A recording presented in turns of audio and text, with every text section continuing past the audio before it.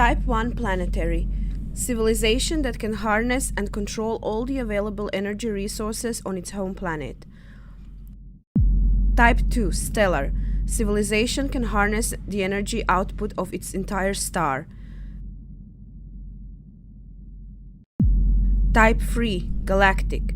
Civilization that can harness and control the energy output of an entire galaxy. Type 0 we, humans.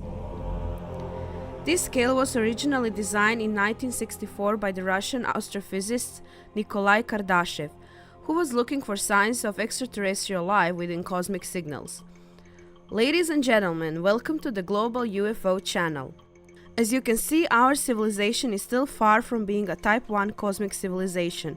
Perhaps we will become one in the next couple of centuries. During that time, we should harness all the energy of the planet, including energy from volcanoes, wind, ocean tides, and waves.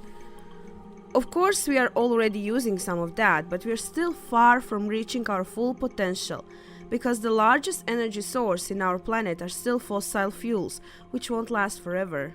We know that. What's the biggest energy source that comes to mind? The energy source that outshines everything on our planet is the sun. Of course, the answer is the sun. Today we have an interesting story, or rather a theory. What is the Dyson Sphere? We'll get to that a little later, but before that, let me tell you the story of a mysterious star known by the classification KIC 8462852. That's its official name, but it's been called Tabby Star, after the astronomer and astrophysicist Tabetha Susan Boyajian, the woman who discovered the anomaly of this star that has puzzled scientists for the past years. When I say anomaly, I mean the periodic dimming of the star's light by as much as 22%, occurring at unpredictable intervals, which has been the biggest challenge for scientists. How to explain this phenomenon, because something is clearly blocking the star? Many theories have been proposed. A group of massive planets blocking the star, an even larger group of comets, plasma clouds, and even dust cloud.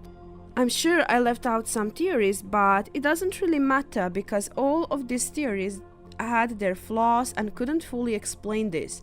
Tabby Star occasionally loses 22% of its light. By flaws, I mean the opinions of scientists who couldn't find a suitable solution to this problem precisely because of unpredictability of the phenomenon itself. And after a few years thinking, some astrophysicists began to propose the concept of Dyson Sphere as the only explanation for such a loss of a star's light. This was a major announcement and news. But why? And what is this Dyson Sphere? The concept of Dyson Sphere was a theoretical experiment by physicist and mathematician Freeman Dyson. All technologically advanced civilizations constantly increase their demand for energy. He concluded that with the further development of humanity in the future, they would certainly reach a stage where they would be forced to harness the energy of the sun, but not in the way you might think, solar collectors on Earth, for example. He really thought outside the box of the average person. He proposed a system of orbiting structures designed to collect all the energy emitted by our star, the sun. Structures that would orbit around the sun, and over time, as civilization grew, they would gradually increase the number of structures to the point where they would capture all of the star's energy. Now let's go back to Tabby Star, as many scientists have, among other theories, proposed this concept.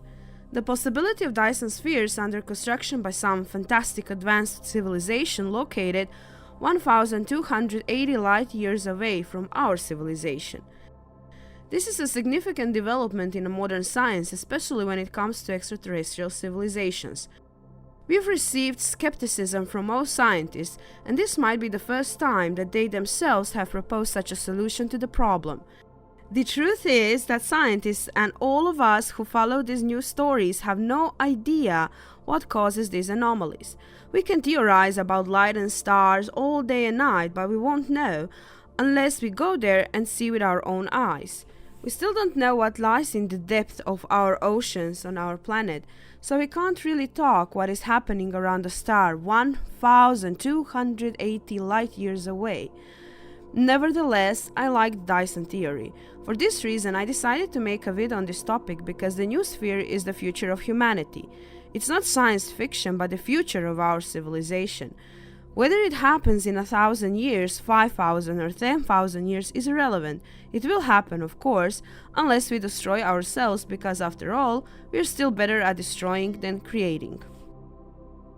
Theoretically, there's nothing stopping us from undertaking such a venture today, except for the sheer scale of the project and the enormous, unimaginable cost that would currently make it almost impossible. You see where I'm going. We currently have a war in Europe. All the resources being expended on war could be better utilized for constructive purposes. After the war, we will need to rebuild cities as we have done throughout our history. Meanwhile, in some villages in Asia, there is still no access to clean drinking water and people are suffering and dying due to the thirst and hunger. The reality is that we are turning our home, the place where we live, into a dumping ground. And reality is that we are spending our resources wrongly. But in the near future, who knows? Do you know who these two people are? Come on, think carefully. Do you know who these two people are? Because you should know who these two people are. They are the Wright brothers, pioneers of aviation who didn't give up when most people told them it was nonsense because humans would never fly. Carl Friedrich Benz, the creator of the first true gasoline-powered automobile, was also ridiculed by the public at the time because they said the automobile would never replace the horse and carriage. We know how that story ended. Nikola Tesla and his famous remote-controlled boat. People almost killed him because those around him thought that he was practicing witchcraft. Without him, you wouldn't watch this video. There are countless examples. Visionaries have always been ridiculed by the masses. You have to understand that the average person on this planet is not very bright, and now imagine that some are even less informed than that. In the age of the internet, being ignorant is a choice, with so much knowledge just a few clicks away. So, never say never and don't claim that something is impossible. Impossible can only be a temporary state. You are on a Global UFO Channel. See you again. Bye bye.